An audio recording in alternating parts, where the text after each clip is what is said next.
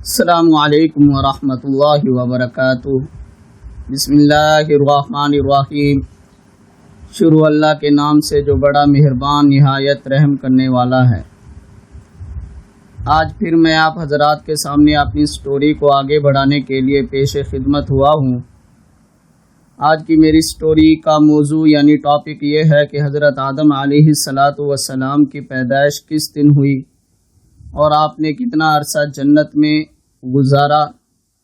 حضرت آدم علیہ السلام زمین کے کون سے خطے میں اترے اور اماں حوا علیہ السلام زمین کے کس خطے پر اتری، پھر دونوں کی ملاقات کیسے ہوئی، حضرت آدم علیہ السلام کا قد کتنا تھا، زمین پر ان کا لباس کیا تھا اور اللہ تعالیٰ کا حکم کیا ہوا، طواف کعبہ کی ابتدا کہاں سے ہوئی اور طواف کعبہ کی تاریخ کیا ہے۔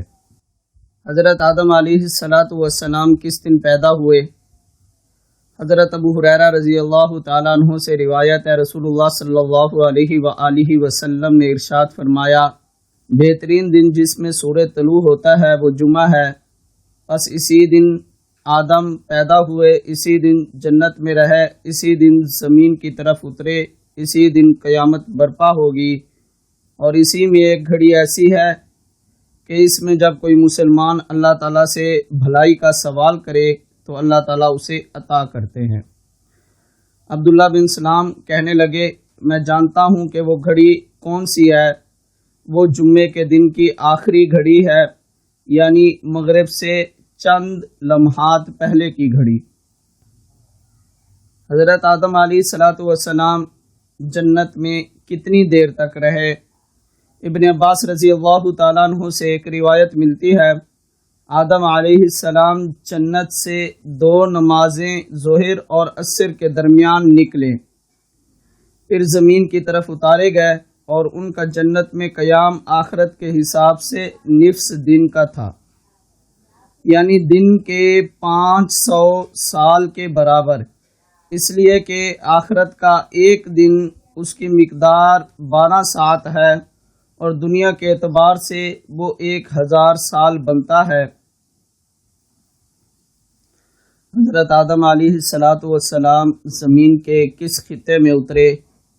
حضرت ابن عباس رضی اللہ تعالیٰ عنہ سے مروی ہے کہ آدم علیہ السلام کو ارض ہند میں اور حوا کو جدہ میں اتارا، پس آدم علیہ السلام ان کی تلاش میں نکلے یہاں تک کہ وہ دونوں اکٹھے ہو گئے۔ حضرت حوا ان کی طرف میدان مزدلفہ میں آگے بڑھی تھی، اسی لیے اس کا نام مزدلفہ بن گیا، اور میدان میں دونوں نے ایک دوسرے کو پہچان لیا، لہذا اس کا نام عرفات پڑ گیا۔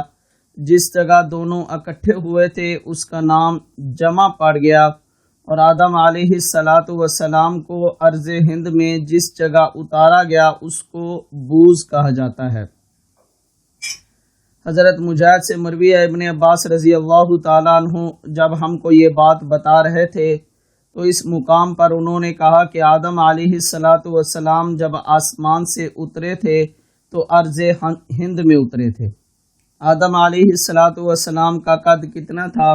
حضرت قتادہ رضی اللہ تعالیٰ عنہ سے مروی ہے، اللہ تعالیٰ نے کعبے کو آدم علیہ السلام کے ساتھ زمین پر رکھا، اس وقت آدم علیہ السلام کے قدم زمین پر اور سر آسمان کو چھوتا تھا، جس کی وجہ سے فرشتے ہیبت کھاتے تھے، بس ان کا قد 60 ذراع کر دیا گیا۔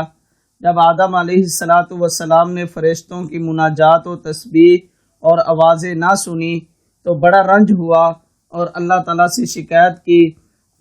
اللہ تعالیٰ نے فرمایا، اے آدم، میں نے تمہارے لیے ایک گھر اتارا ہے تاکہ تم اس کا طواف کرو، جیسا کہ میرے عرش کا طواف کیا جاتا ہے، اور تم اس کے پاس نماز پڑھو جیسا کہ میرے عرش کے پاس نماز پڑھی جاتی ہے۔ بس آدم علیہ السلام اس گھر کی طرف چلے اور ان کا ایک قدم اتنا لمبا کر دیا کہ ایک قدم رکھنے کے درمیان کی جگہ ایک بڑے جنگل کے برابر تھی، بس یہ جگہ بعد میں مسلسل جنگل اور غیر آباد ہی رہی، یہاں تک کہ آدم بیت اللہ کے پاس پہنچ گئے اور اس کا طواف کیا، اور بعد میں آنے والے انبیاء بھی اس کا طواف کرتے رہے۔ آدم علیہ السلام کا لباس کیا تھا؟ جب اللہ تعالیٰ نے آدم علیہ السلام اور حوا کو برہنہ دیکھا تو ان کو حکم دیا کہ ایک دمبا ذبح کرے جو کہ جنت سے نازل کردہ 8 قسم کے جانوروں میں سے ایک ہے۔ بس انہوں نے ایک دمبا ذبح کیا، اس کی اون لی اور حوا نے اسے کاتا اور دونوں نے مل کر کپڑا بنایا۔ اس سے آدم علیہ السلام نے اپنے لیے ایک جبہ تیار کیا، حوا نے اپنے لیے ایک دوپٹہ اور چادر تیار کی، دونوں نے یہ لباس پہنا۔ اللہ تعالیٰ نے آدم علیہ السلام کی طرف وحی کی کہ میرے عرش کے بالمقابل زمین میں ایک جگہ میری محترم ہے، وہاں جاؤ اور اس جگہ میرا گھر تعمیر کرو، پھر اس کا بھی طواف کیا جائے گا۔ جس طرح تم نے فرشتوں کو میرے عرش کا طواف کرتے دیکھا ہے، اس گھر میں تمہاری اور تمہاری اولاد کی دعا قبول کروں گا، بشرطے کہ وہ میری فرما برداری کا حق ادا کرے۔ کعبے کی تعمیر کس پتھر سے ہوئی؟ آدم علیہ السلام نے کہا، میرے رب، میں یہ کام کیسے سر انجام دے سکتا ہوں، کیونکہ نہ میں اس جگہ سے واقف ہوں اور نہ ہی میں اتنا قوی ہوں۔ بس اللہ تعالیٰ نے ایک فرشتہ مقرر کیا جو انہیں مغرب کی طرف لے گیا۔ آدم علیہ السلام کا جب کسی باغ پر سے گزر ہوتا، وہ انہیں اچھا لگتا تو وہ کہتے مجھے اسی جگہ چھوڑ دو، مگر فرشتے نے کہا کہ تمہاری جگہ آگے ہے۔ یہاں تک کہ وہ مکہ پہنچ گئے۔ راستے میں جس مقام پر آدم ٹھہرے انہی جگہوں پر آبادیاں بنتی چلی گئی، اور جس مقام کو چھوڑ دیا وہ سب جنگل و بیابان ہو گئے۔ بس آدم علیہ السلام نے بیت اللہ کی تعمیر 5 مقامات کے پتھروں سے کی۔ نمبر 1 طور سینا سے، نمبر 2 طور زیتون سے، نمبر 3 کوہ لبنان سے، نمبر 4 کوہ جودی سے، اور نمبر 5 بنیاد میں جبل ہرا کا پتھر استعمال کیا۔ جب ان کی تعمیر سے فارغ ہوئے تو وہ فرشتہ انہیں لے کر عرفات کی طرف گیا اور آدم علیہ السلام کو تمام مقامات حج دکھائے جہاں آج بھی لوگ مناسک حج ادا کر رہے ہیں اور قیامت تک کرتے چلے جائیں گے۔ اس کے بعد انہیں واپس مکہ لایا گیا۔